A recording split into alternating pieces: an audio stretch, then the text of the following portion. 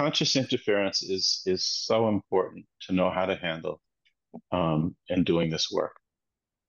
And I cover a lot in my hypnotherapy training, and there's a uh, video, YouTube. Eski will send you the link. Um, that I did a 2 hour workshop for the Newton Institute regression therapists on conscious interference. And they filmed that at the First World Conference. And that's on my YouTube channel. And it's really helpful. It has a lot of different techniques that you can use during regression, during spiritual regression, because there are certain kind of transitional places in a traditional LBL where conscious interference can become an issue. Okay. And so these are also opportunities for deepening. And so if you do a traditional Michael Newton method LBL, when you go from the induction to the first childhood memory, right? It's the very first part of the session. Mental mind's going, am I going to be able to remember anything? And what you don't want your client to do is trying to remember.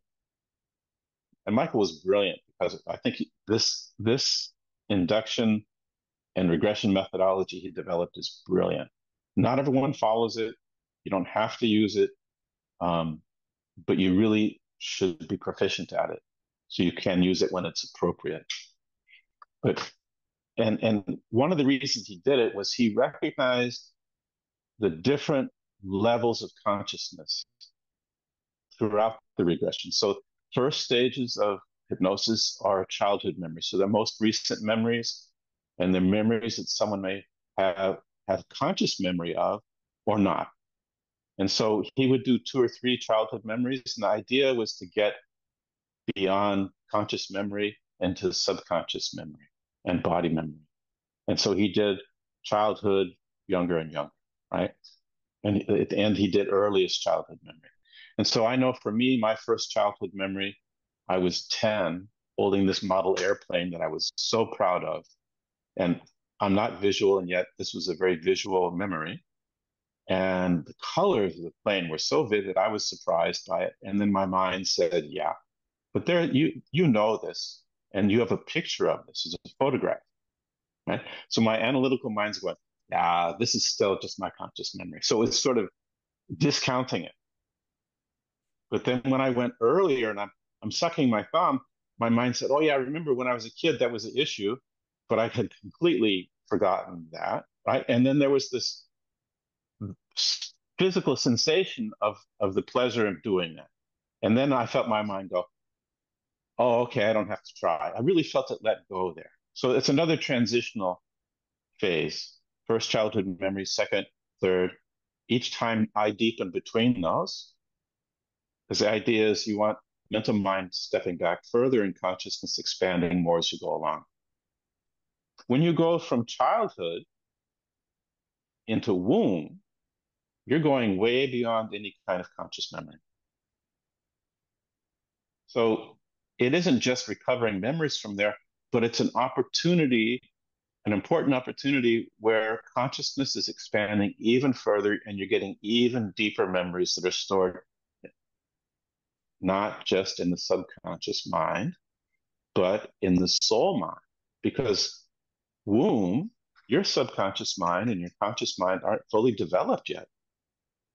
And so you're accessing the first memories from soul. And it's a mix of the human personality developing and the soul personality or soul nature starting to come into that body that's just developing, right?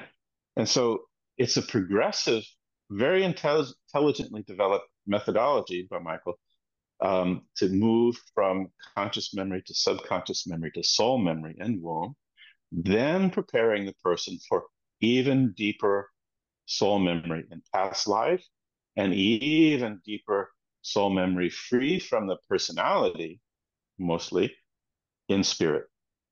So that gateway, that threshold that we're talking about, is that sort of last frontier of letting go of the humanness and moving into spirit.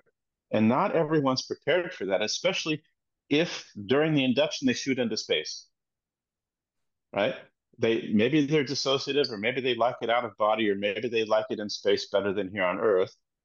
But it doesn't mean that their mental mind and consciousness is ready for that huge transition to actually go fully into spirit. And so it's up to us to prepare them in our pre-talk. It's up to us to prepare them in the induction, and it's up to us to prepare them when they're there if they've gone there suddenly or unexpectedly. And it can take some time, and it can take some suggestion. And you can even use, like, what do you say, Sophia, that like we talked about in our before we started. We talked about this threshold, the possibility of this, right? And so, oh, that's right. And then it makes it a little bit easier for them.